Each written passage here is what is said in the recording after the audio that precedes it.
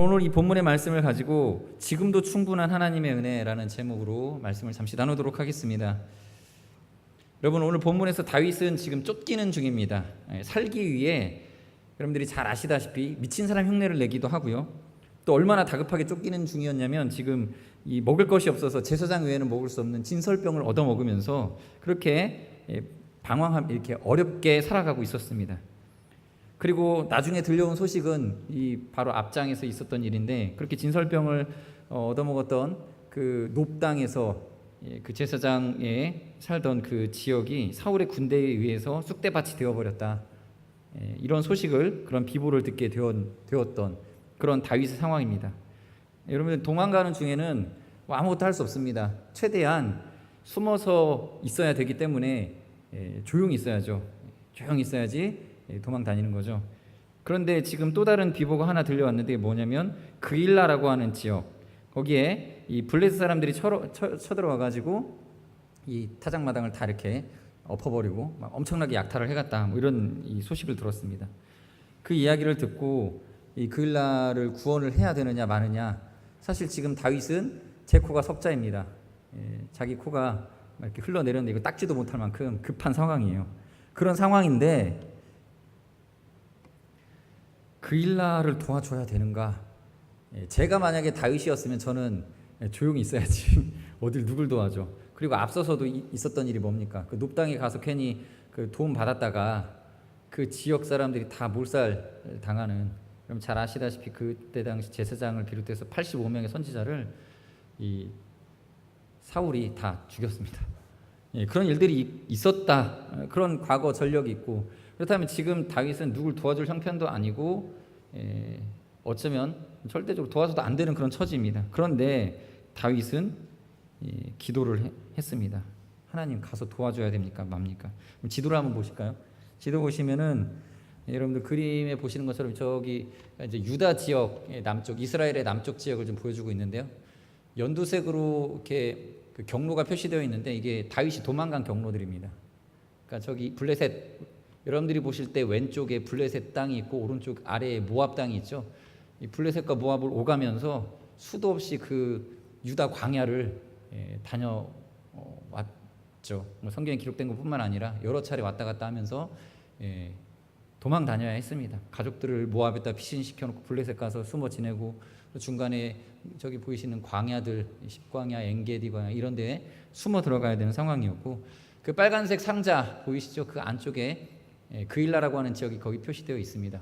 그 바로 왼쪽에 블레셋 땅이 있어서 블레셋 사람들의 침략을 받을 수밖에 없는 상황이겠죠. 우리나라로 치면 그 예전에 그 만주 쪽에 오랑캐들 쳐들어오기 쉬운데 그쪽 지역이었죠. 그런 위치입니다. 그런 지역이 또 침략을 당했다라는 소식을 듣고 다윗이 모른 척할 수도 있는 상황입니다. 모르는 척 해주는 게 그쪽에 또 유익할 수도 있겠다, 이런 생각이 들 수도 있을지 모르겠습니다. 그런데 다윗은 이 소식을 듣고 사무엘상 23장 1절에 이렇게 소식이 전해 들려오죠. 사람들이 다윗에게 전하여 이르되 보소서 블레셋 사람이 그일라를 쳐서 그 타작마당을 탈취하더이다 하니, 이 이야기를 듣고 다윗은 기도를 합니다. 23장 2절에 다 같이 읽겠습니다. 시작. 이에 다윗이 여호와께 묻자와 이르되 내가 가서 이 블레셋 사람들을 치리이까? 여호와께서 다윗에게 이르시되 가서 블레셋 사람들을 치고 그일라를 구원하라. 여러분, 이쯤 되면 이거 거의 가면 안 되는 상황이다 이렇게 판단 내리고 기도도 안 할 수 있습니다. 그러나 다윗이 탁월함은 여기 있어요. 상황이 어찌 되었든 하나님께 물어보는 것입니다. 우리는 다급한 일을 당하면 그래도 기도할 수 있겠다 싶을 정도면 괜찮은 상황이에요. 그런데 어떤 상황들은 우리가 이건 기도고 뭐고 이런 마음이 먼저 들어올 때가 있습니다. 지금 기도고 뭐고 이게 아니라 빨리 이 문제를 수습해야 돼 하면서 하나님을 뒷전에 두게 만드는 상황들도 우리 생활 속에 많이 있습니다. 지금 다윗이 당한 상황을 우리가 동일하게, 우리라는 표현을 써서 죄송합니다. 저는요 그렇습니다. 제가 당했으면 저는 기도하지 않았을 것 같아요. 기도 안 해요. 묻지 않습니다. 그냥 도망가야죠. 그런데 묻는 거죠. 하나님께 물었습니다. 그랬더니 하나님께서 가서 구원하라고 명령을 해주십니다. 사실 이런 상황 속에서 하나님의 음성을 듣기보다 먼저 들려오는 건 뭐냐면 이 상황에 대한 많은 사람들의 상식적 판단이 먼저 들려오죠. 그래서 사무엘상 23장 3절에 이 다윗의 수하의 부하들이 분명히 다윗이 하나님께 먼저 물었을 때 가서 구원해 줘라라고 이렇게 대답을 들었는데도 불구하고 이 다윗의 사람들, 다윗을 따르던 약 600명 가량의 군사들이 있었던 것으로 추정을 하는데요. 그 군사들 중에 몇몇 사람들이 우리가 유다에 있기도 두렵거든 하물며 그일라에 가서 3절입니다. 그일라에 가서 블레셋 사람들의 군대를 치는 일이리까 그거 어떻게 하냐라는 거죠. 지금 여기 있는 것도 힘든데 그냥 여기 숨어 있는 것도 어려운데 우리가 누굴 돕습니까? 내 코가 석자인데 누굴 돕느냐라는 아주 어쩌면 상식적인 대답을 내놓습니다. 그러자 다윗은 다시 한번 하나님께 여쭙습니다. 살짝 흔들렸던 것 같아요. 4절에 다시 묻습니다. 읽겠습니다. 시작. 다윗이 여호와께 다시 묻자온대 여호와께서 대답하여 이르시되 일어나 그일라로 내려가라. 내가 블레셋 사람들을 네 손에 넘기리라 하신지라. 이렇게 하나님께서 말씀하셨습니다. 상황은 되지 않지만 다윗은 이 말씀을 믿고 나가서 크게 승리를 거둡니다. 여러분, 하나님의 세미한 음성을 들으시기 바랍니다. 상황이 어떠한 목소리를 우리에게 들려준다 할지라도 하나님의 명령에 더 귀 기울이십시오. 그러면 지금 이 쫓기는 상황에서 다급한 마음도 하나님께서 자신감으로 바꿔주시고 승리와 성취를 통하여서 같이 따르는 사람들에게도 이 승리의 성취감과 용기를 하나님께서 북돋아 주신다라는 것입니다. 이것이 오늘 우리가 읽지 않은 5절까지의 내용입니다. 5절까지의 내용은 그렇습니다. 여러분, 크게 승리를 거두고 나서 이제 두려움은 좀 사라졌고 그일라 백성들에게 칭송도 받고 있으며 탈취물도 얻었습니다. 그리고 그 승리가 다윗의 부하들에게는 엄청나게 이 동기부여가 됐고 용기를 주었을 것입니다. 성취감이 엄청났을 것입니다. 여러분, 우리는 종종 순종하기 어려운 상황 속에서 하나님께 순종하여서 승리를 맛보는 경우들을 경험하셨을 것입니다. 그때 어마어마한 보상과 성취를 얻게 됩니다. 다윗이 전투에 나간 상황이 아니었지만 순종했더니 역시 하나님은 알 수 없어. 하나님의 기쁜 뜻을 우리는 다 알 수 없어. 그러나 순종하면 하나님께서 이렇게 도와주시는 거야 라고 믿는 믿음이 생깁니다. 그런데 여기서 또다시 우리의 인간적인 마음은 살짝 인간적인 의지할 곳에 기대는 마음을 갖게 되죠. 이 뒤에 이제 설명을 해드릴 텐데 보세요. 이제 상황이 또 다시 바뀝니다. 이 일로 인해서 다윗이 그일라에 있다는 소식이 사울의 귀에 들어갑니다. 결국 이렇게 들통이 났어요. 전쟁이 났으니까 당연히 큰 전투가 있었으니 들어갔겠죠. 여러분, 세상에 비밀은 없습니다. 드러나죠. 다 드러나게 됐습니다. 그런 상황 속에서 이제 사울이 군대를 이끌고 내려오려고 한다는 소식을 다윗이 또한 듣습니다. 자, 이것도 하나님의 은혜입니다. 상황이 어찌 되었든 정보전에서 하나님께서 또 다윗을 돕고 계시죠.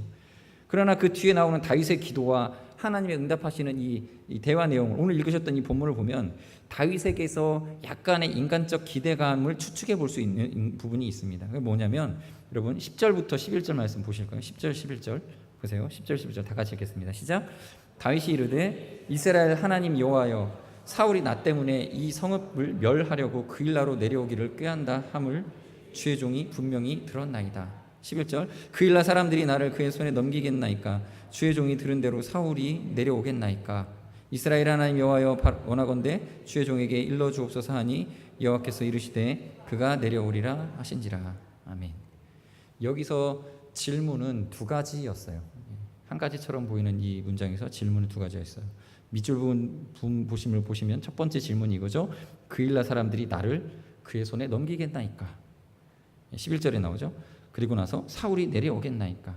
이때 하나님께서 대답은 한 가지만 하십니다. 두 번째 질문, 2번 질문에만 답하십니다. 그가 내려오리라. 그가 내려오리라. 그래서 다윗은 다시 한번 하나님께 여쭙습니다. 다윗이 이르되 그일라 사람들이 나와 내 사람들을 사울의 손에 넘기겠나이까 하니 여호와께서 이르시되 그들이 너를 넘기리라. 그들이 너를 넘기리라 하신지라.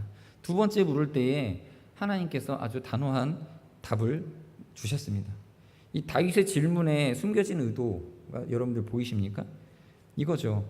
내가 목숨 걸고 자기 형편도 어려운 상황에서 목숨을 걸고 전쟁 나갔다는 것부터가 벌써 목숨을 건 거죠. 그일라를 구원했는데 그들은 나를 배신하고 사울에게 나를 내어주겠습니까? 이거예요. 이것을 질문을 한 거죠.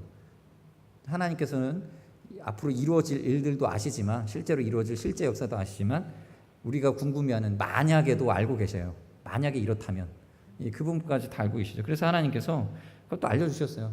만약에 네가 여기서 버티고 가만히 있어서 사울의 포위 공격을 당하면 그일라 사람들이 너를 내줄 거야 라는 것이죠.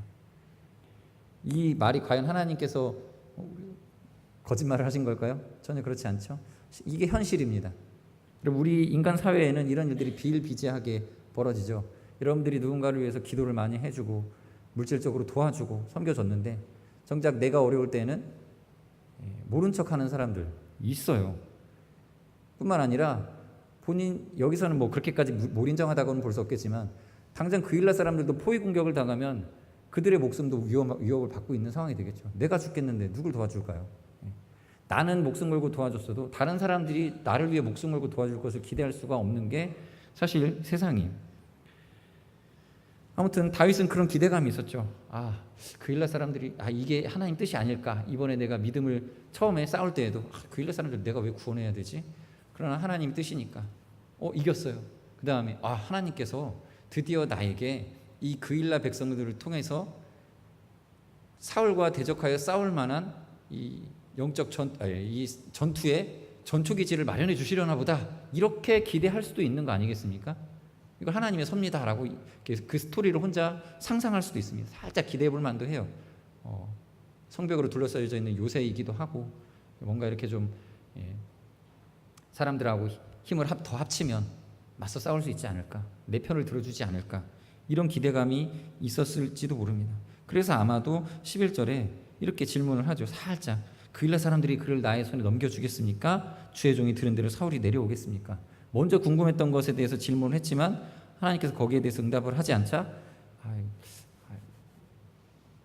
그걸 다시 물어봐야 되나 하다가 물어본 걸 수도 있습니다. 사울이 내려와서 너를 잡아갈 거야.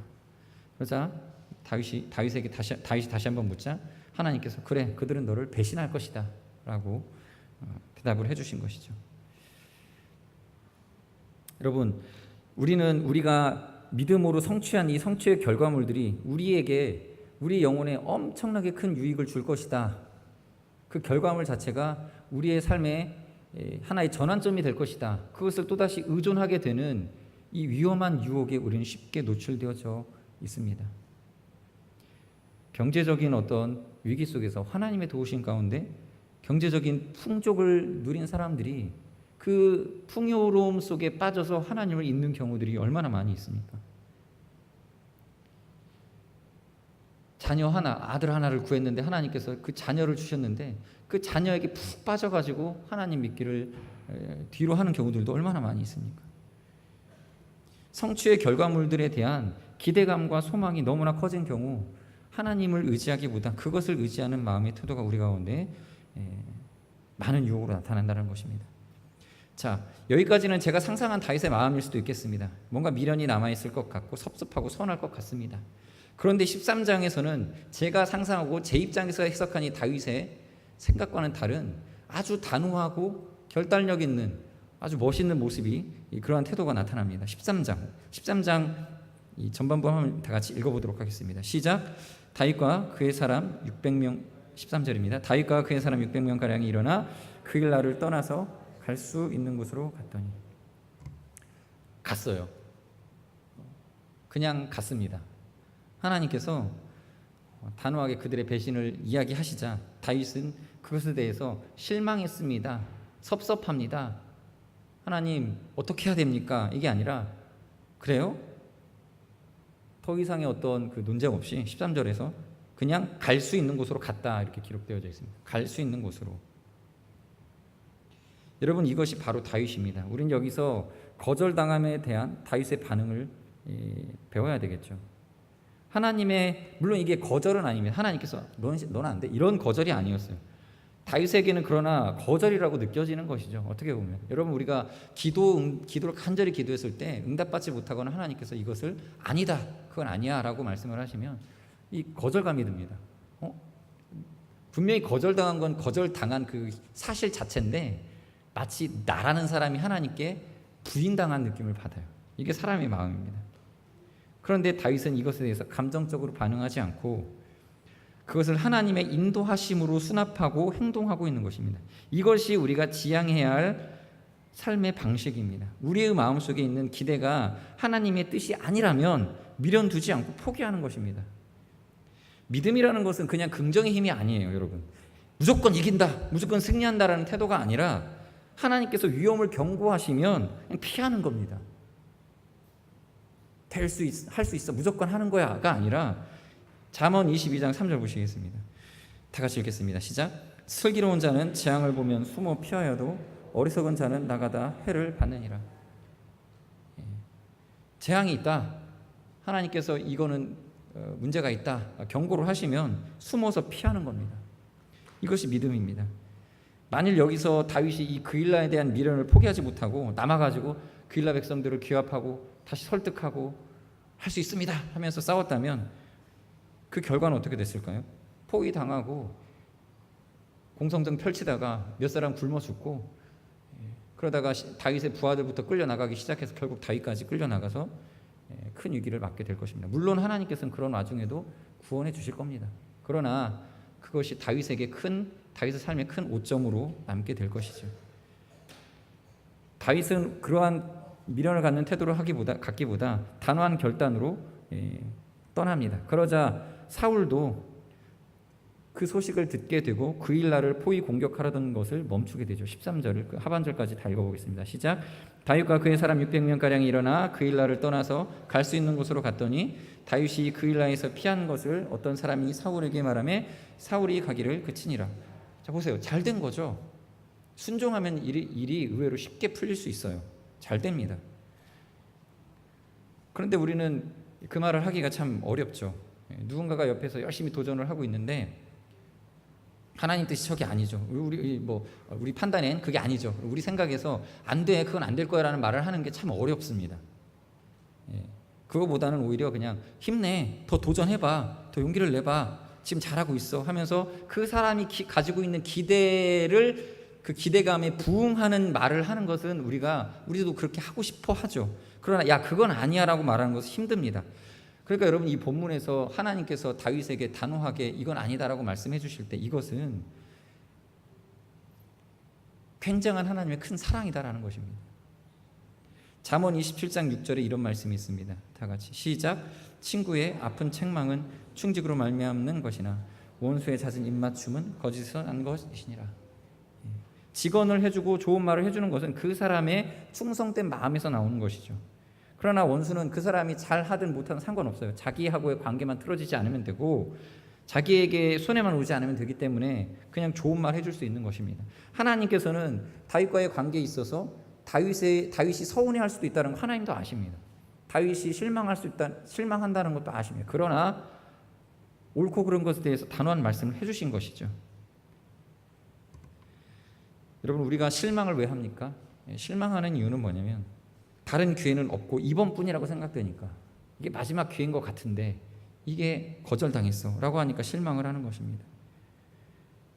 그러나 성경에서는 하나님께서는 아니다라고 말씀하실 때 다른 대안을 보여주시지 않는 경우들이 많이 나타납니다. 그럼 뭘 요구한다는 거예요? 하나님께서 그게 아니야, 그냥 아니야라고만 말씀하시고 그 다음 단계 다른 길로 가기를 하나님께서 바라시는데, 이때 사람이 믿음으로 반응하기를 원하신다는 것이죠. 사무엘이 이새의 집에 찾아갔죠. 처음 여러분들 다윗의 기름 부음 받는 장면을 기억하십니까? 이새의 집에서 왕이 될 사람을 이제 찾아라라고 하나님께 명령하셨습니다. 처음부터 야, 거기 8째 아들 다윗을 만나서 기름 부어 이렇게 말씀하면 참 좋을 텐데 그냥 그 집 가서 찾아라라고 말씀을 하세요. 그 집 가서 내가 명하는 그 사람에게 가서 기름 부어라. 그 사무엘이 굉장히 곤란해지죠. 직접 만나보고 아닌데 만나보고 아닌데, 이게 곤란하니까 지나가게 하잖아요. 그 앞을 지나가게 합니다. 첫째 아들 나타나서 지나가게 하고 둘째 아들 나타나서 지나가게 할 때마다 하나님께서 계속 아니야, 이건 아니잖아, 얘는 아니야, 얘는 내가 택한 사람이 아니야, 사람은 용모를 보거니와 나는 중심을 보느니라 말씀하시면서 얘도 아니야. 그렇게 해놓고 계속 기다리게 하셔요. 기다리게 하세요. 아니다라고만 말씀을 하시고. 그럼 뭡니까? 하나님께서 사무엘에게 요구하시는 것은 다른 게 아니라 그냥 믿음이에요. 믿음입니다. 물론 우리가 알지 못하는 하나님의 깊은 뜻이 있습니다. 저는 개인적으로 추측하기를 이거예요. 사무엘 기름 부을 왕은 사무엘이 불러낼 수 있는 신분이 아니라는 거죠. 사무엘은 다윗이 올 때까지 기다려야 됩니다. 누가 더 높은 사람이기 때문에. 다윗이. 하나님의 영적 세계에서 다윗은 메시아의 조상입니다. 사무엘이 당연히 기다려야 됩니다. 다윗이 우리가 볼 때는 하찮은 일을 하고 있었죠. 양치는 일을 하고 있었지만 그 일을 멈추고 일 와라 라고 할 수 있는 게 아니었어요. 하나님께서는 다윗이 하는 그 직무를 귀히 여기고 계셨어요. 그래서 사무엘의 신분보다도 더 귀한 게 뭐냐면 다윗이 그냥 일상적으로 하고 있는 다윗의 그 삶 자체였습니다. 그래서 양을 치기 위해서 밤 늦게까지, 저녁 늦게까지 다른 형들 다 퇴근하고 집에 들어와서 쉬는데 그때까지 양치는 일을 하고 있었던 다윗의 일을 사무엘이 기다려야 했던 거예요. 당연한 거죠. 그 질서에서. 그게 더 귀한 일이고 하나님께서 보시고 더 높였던 일이기 때문입니다. 자, 아무튼 사무엘은 알지 못함 가운데에 다윗을 기다리고 다윗이 올 때까지 기다린 후에 그가 하나님의 택한 자다라는 음성을 듣고 기름을 부어 왕으로 삼게 되어집니다. 잠언 25장 2절 말씀 다 같이 읽어보겠습니다. 시작.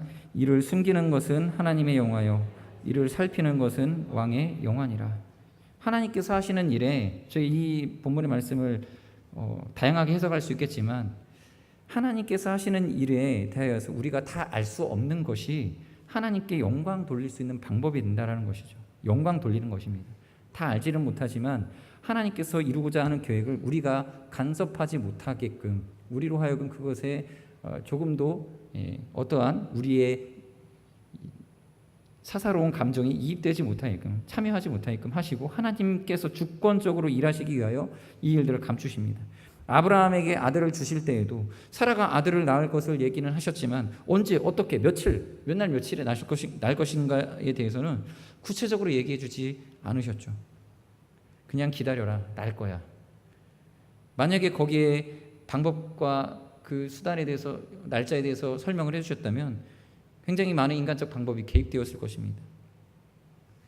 요셉에게 꿈을 주셨습니다. 다른 사람의 꿈은 다 해석할 만한 능력을 주셨는데 자기 자신의 꿈에 대해서는 그게 어떻게 이 꿈이 이루어질지에 대해서 하나님께서 설명해 주시지 않으셨어요. 요셉은 자기가 그 꿈을 다 이룰 때까지 몰랐습니다. 꿈이 성취되고 나서야 이게 이런 꿈이군. 그때 그 꿈이 이 내용이었구나라고 해석이 되어진 것입니다. 여러분, 우리가 하나님의 뜻을 모르고 따르는 것은 참 쉽지 않습니다.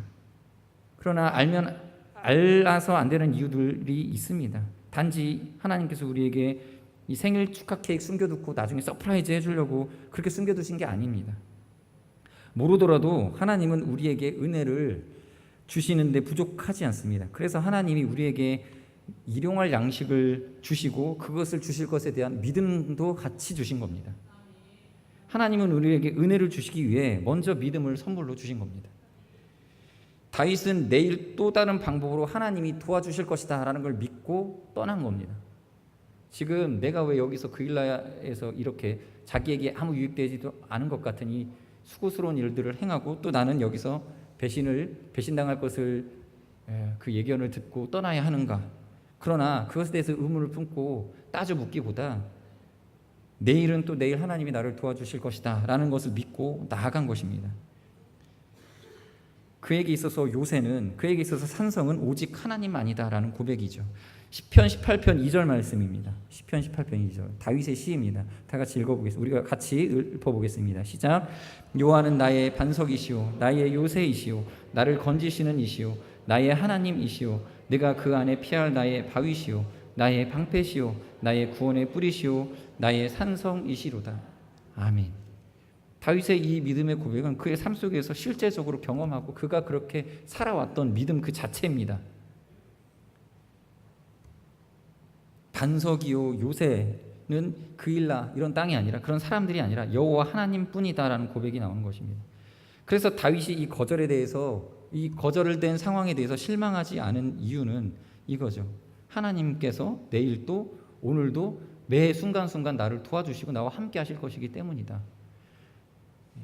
여러분, 기도하다가 실패할 수도 있습니다. 기도했고 도전했던 노력했던 오랫동안 공들여왔던 일들이 무산되어지고 실패될 수 있습니다. 그때 많은 사람들이 실망을 합니다. 왜냐하면 내가 많은 노력을 쏟았고 어떻게 보면 이 기회를 놓치는 것이 또 다른 기회가 내게 오지 않을 것 같은, 당장에는 정말 그래요. 실패하면요, 그때는 아무것도 안 보이죠. 또 다른 길이 있을까? 이런 생각이 듭니다. 그러나 다윗이 누렸던 은혜는 뭐냐면 매 순간마다 하나님께 여쭙고 기도 응답 받은 겁니다. 하나님은 매일매일 나의 도움이 되신다. 거절에 대해 실망하지 않은 이유는 이거예요. 하나님은 매일매일 나의 도움이 되신다. 그래서 매 순간 어디서나 나와 함께 계시기 때문이다. 이 믿음 때문에 실망하지 않은 것입니다. 저는 제 바람에는 오늘 기도 응답 받으면 저는 이런 게 있어요. 굉장히 오래 기도했고 참고 많이 기도하고 뜨겁게 기도하는 것들은 이거 기도 응답 받고 나면 한 1, 2년 동안은 이거 비슷한 기도를 하지 않아도 될 것 같은 그런 풍족함으로 내가 응답 받았으면 좋겠다. 그런 바람이 있습니다. 그날 채워주실 것을 기도하는 게 때로는 힘들게 느껴질 때가 있어요.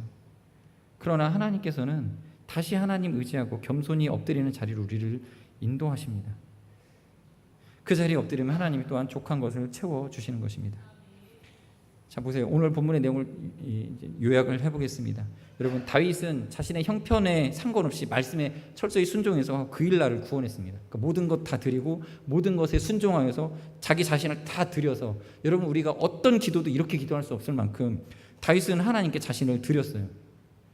드리고 얻은 것이 뭐냐면 전쟁에서의 승리였습니다. 그렇게 얻은 그 일나라고 하는 땅의 승리, 이 자기를 따르는 자들과의 이 성취, 이것에 취해서 이것으로 말미암은 또 다른 승리를 꿈꿀 수도 있었습니다. 그러나 그 일날을 떠나야 되는 상황이 되었을 때에 다윗은 과감히 그것을 떠나고 갈 수 있는 곳으로 갔습니다. 그러나 하나님께서 그와 함께 해주셨고 그 삶을 인도하실 것을 믿는 믿음 가운데서 감사하며 살았습니다. 이때가 우리가 기억하는 다윗의 가장 멋지고 아름다운 시기 아니었습니까? 오늘 14절 말씀 마지막으로 다 같이 한번 읽어보도록 하겠습니다. 14절 시작. 다윗이 광야의 요새에도 있었고 또 십광야 산골에도 머물렀으므로 사울이 매일 찾되 하나님이 그를 그의 손에 넘기지 아니하시니라. 아멘. 주권은 하나님께 있어서 다윗을 넘기지 않으시려고 했던 하나님의 계획 속에 있었습니다. 그러나 다윗이 바라보았던 하나님은 그냥 그런 주권을 부리시는 분이 아니라 어떤 상황을 만나든지 자기를 돕는 하나님이셨습니다. 자기를 돕는 인격의 하나님, 따뜻한 손길의 하나님을 만났던 것입니다. 우리는 성경을 많이 알고 하나님에 대한 지식이 많이 있어서 때로는 어떤 일이 잘 풀리지 않고 꼬이게 되고 어려움이 닥치면 하나님, 저한테 왜 이러십니까? 왜 그러죠? 하나님의 주권을 알기 때문에, 너무나 많이 알고 있어서. 그래서 주권자인 하나님께서 허락하시면 뭐든지 할 수 있으신데 나한테 왜 이러실까? 이런 태도로 나오는데, 다윗에게 있어서 하나님은 주권자이시지만 다윗은 그 하나님을 단지 주권자로 본 것이 아니라 나의 반석이시고 나의 요새이시고 나를 건지시는 이시고 나의 하나님이시고 나의 피할 바위시다. 자기에게 도움을 주시고 사랑을 베풀어 주시는 인격적인 하나님으로 만났던 것입니다. 이것이 바로 우리가 하나님을 만나는 태도여야 합니다. 여러분, 우리가 그렇게 하나님 경험하지 않았습니까? 하나님은 우리에게 은혜로서 역사하고 계십니다. 그럼에도 불구하고 우리의 도넘은 주제 넘은 우리의 마음에 우리의 신학이 하나님에 대해서 불평하고 원망하게 만드는 때도, 그런 유혹에도 넘어질 때가 있는 것입니다. 그러므로 여러분, 우리는 다윗과 같은 믿음을 갖길 사모하는 마음으로 기도하셔야 되겠습니다. 요약하겠습니다. 우리는 이렇게 기도하십시다. 첫 번째, 상황과 여건의 목소리보다 하나님의 목소리에 더욱 귀 기울이게 하여 주옵소서. 또 하나님의 거절하심에 대하여서 다윗과 같이 믿음으로 반응하게 하옵소서.